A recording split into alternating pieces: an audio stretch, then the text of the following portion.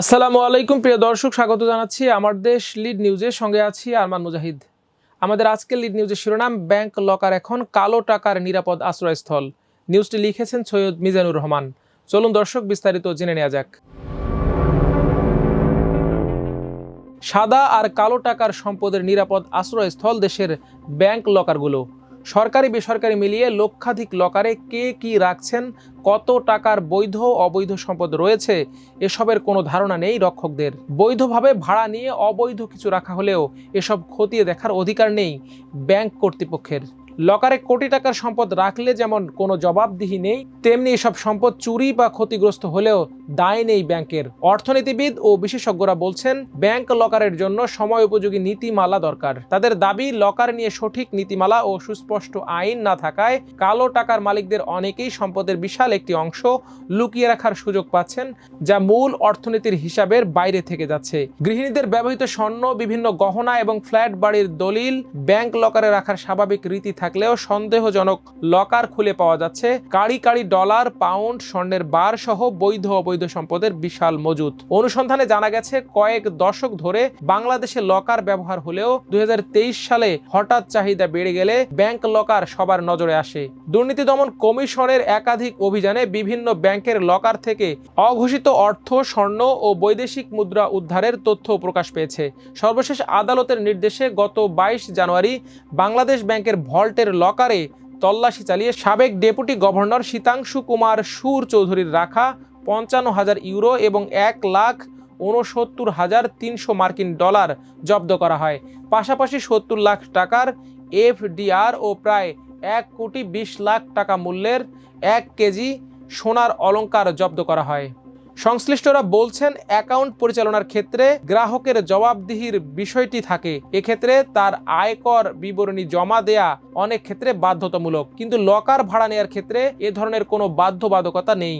আর এ সুযোগ অনেকে কাজে লাগাতে পারেন তাদের কালো টাকার নিরাপদ আশ্রয়ের জন্য। এ বিষয়ে বাংলাদেশ ব্যাংকের নির্বাহী পরিচালক আরিফ হোসেন খান আমার দেশকে বলেন, লকার ব্যবহার করা হয় মূল্যবান সম্পদ রাখার জন্য। যদি কেউ অবৈধ কিছু রাখে, তার দায়ভার ব্যক্তির নিজেরই। এখানে ব্যাংকের কোনো দায়বদ্ধতা নেই। আর এটা ব্যাংকের সাবসিডিয়ারি ব্যবসা। এক্ষেত্রে বাংলাদেশ ব্যাংকেরও এখন পর্যন্ত কোনো সুস্পষ্ট নীতিমালা নেই। আরিফ হোসেন খান আরো বলেন, ব্যাংকে যারা আমানত রাখেন তারা বৈধ অবৈধ আয় সবই রাখেন। এখন যদি বৈধ আয়টুকুই কেউ ব্যাংকে রাখতেন তাহলে এত অ্যাকাউন্ট জব্দ হতো না। তেমনি লকারে কে কি রাখেন সেটা একান্তই তার দায়ভার। তিনি জানান, লকার ব্যবস্থাপনা নিয়ে নতুন একটি নীতিমালা তৈরি করেছে বাংলাদেশ ব্যাংক। শীঘ্রই বাংলাদেশ ব্যাংক এটি সার্কুলার আকারে প্রকাশ করবে।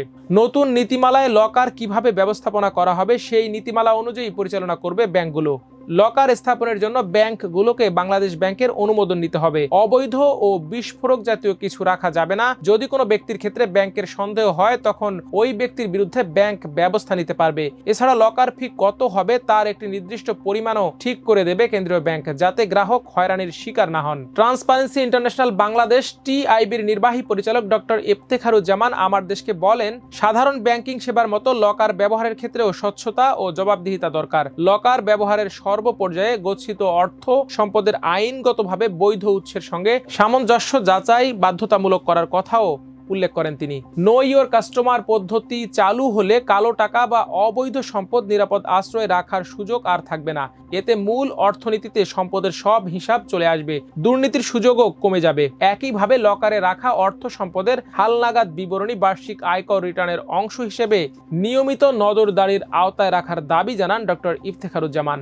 বর্তমানে দেশে কতটি ব্যাংক লকার চালু আছে তার কোনো কেন্দ্রীয় রেকর্ড বাংলাদেশ ব্যাংকের কাছে নেই, তবে 61টি ব্যাংকের প্রায় সবগুলোতেই লকার ব্যবস্থা চালু আছে। কেন্দ্রীয় ব্যাংকের অনুমান নির্ভর তথ্য অনুযায়ী সরকারি বেসরকারি ব্যাংকগুলোয় সব মিলিয়ে প্রায় 1 লাখ লকার থাকতে পারে।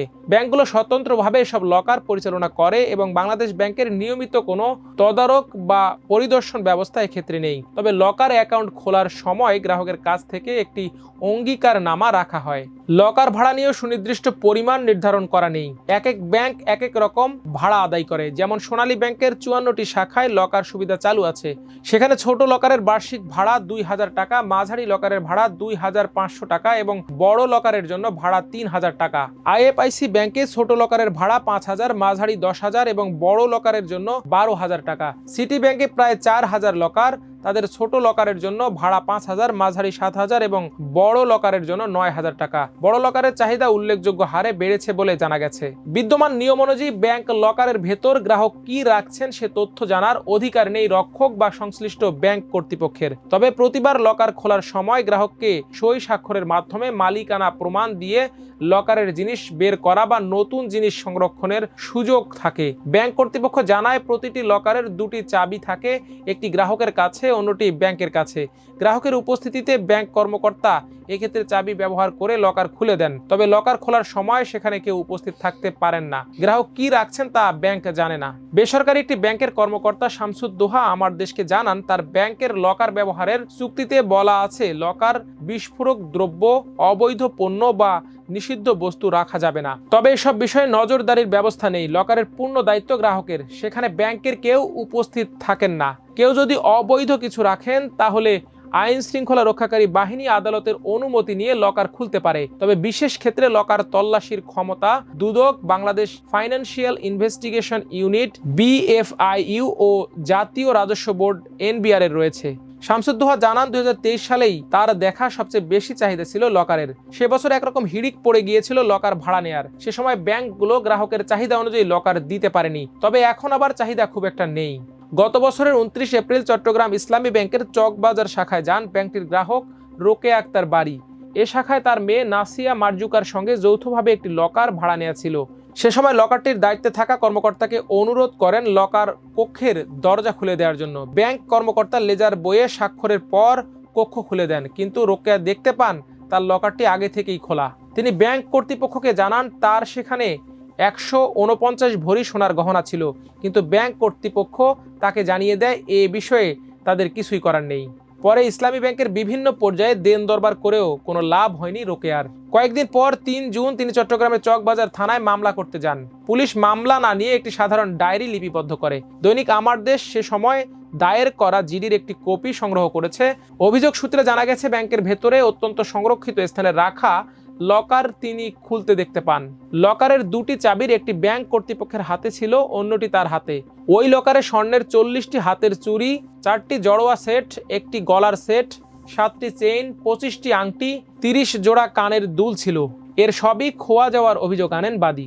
জিডিতে বিবাদী করা হয় ইসলামী ব্যাংকের তৎকালীন ব্যবস্থাপনা পরিচালক মনিরুল মওলা, ব্যাংক সচিব KQM হাবিবুল্লাহ, শাখা ম্যানেজার SM শফিকুল মওলা চৌধুরী ও লকারটির তৎকালীন দায়িত্বপ্রাপ্ত কর্মকর্তা ইউনুসকে। আমার দেশের পক্ষ থেকে অভিযোগকারী রোকেয়ার সঙ্গে যোগাযোগ করা হয়। তবে বয়সে বৃদ্ধা এই লকারের গ্রাহক কথা বলতে পারেননি। কথা বলেছেন তার ছেলে চিকিৎসক রিয়াদ মোহাম্মদ মারজুক। তিনি বলেন, আমার মা বয়সের ভারে চলাফেরা করতে পারেন না। তিনি স্বর্ণ চুরির পর আরও দুর্বল হয়ে পড়েছেন। তিনি সত্যিই ক্লান্ত। মারজুক জানান তারা এ নিয়ে মাসের পর মাস বিভিন্ন জায়গায় ধর্ণা দিচ্ছেন, কিন্তু কোনো সুরাহা হচ্ছে না। এখন চুরি যাওয়া এসব স্বর্ণের আশা একরকম ছেড়ে দিয়েছেন।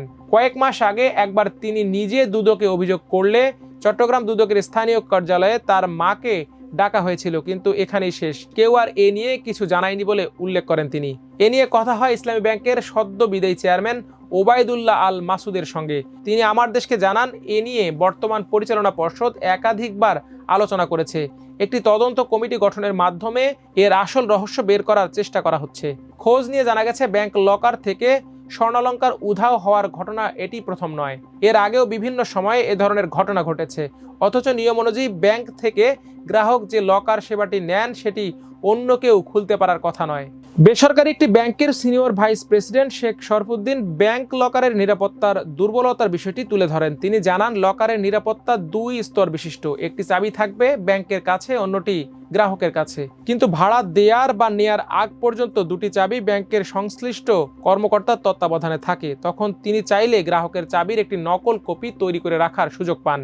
একইভাবে কোনো গ্রাহক যদি পেশায় তালা চাবি তৈরির কারিগর হন, তিনি চাইলেই বর্তমান নিরাপত্তা ব্যবস্থা ভেঙে অন্য লকারের মালামাল লুটে নিতে পারেন। এক্ষেত্রে সব লকারের ক্ষেত্রে কঠোর নজরদারির পাশাপাশি ম্যানুয়াল ও ডিজিটাল ব্যবস্থা চালুর কথা বলেন এই ব্যাংকার। ক্ষতিপূরণ প্রসঙ্গে শেখ শরফুদ্দিন জানান, বর্তমান আইনে ছোট লকারের বিপরীতে গ্রাহক সর্বোচ্চ 1 লাখ, মাঝারি লকারের বিপরীতে 2 লাখ এবং বড় লকারের বিপরীতে 3 লাখ টাকা পর্যন্ত ক্ষতিপূরণ পেতে পারেন। শেখ শরফুদ্দিন 2023 সালে হঠাৎ চাহিদা বাড়ার বিষয়টি তুলে ধরে বলেন, ওই সময় তার শাখায় লকারের সংখ্যা বাড়ানো হয়েছিল।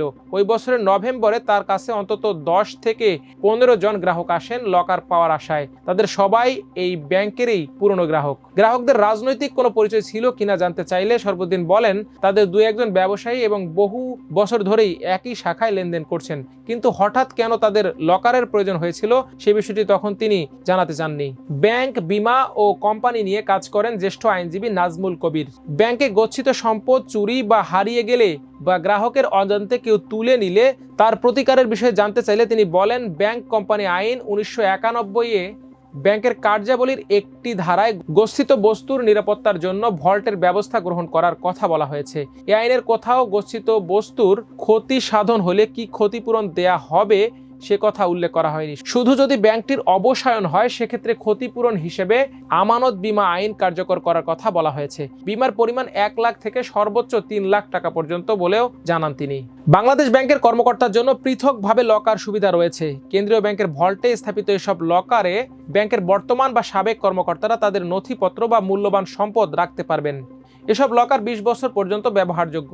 নির্ধারিত সময়ের পর লকার যদি অদাবিকৃত থাকে তাহলে কেন্দ্রীয় ব্যাংক তা খুলে সম্পদ সরকারি কোষাগারে জমা দিতে পারে। তবে বাংলাদেশ ব্যাংকের governor doctor Ahsan H Mansur দৈনিক আমার দেশকে জানিয়েছেন, কেন্দ্রীয় ব্যাংকের লকার সুবিধা শীঘ্রই বাতিল করা হবে। এ বিষয়ে বাংলাদেশ ব্যাংক কাজ করছে।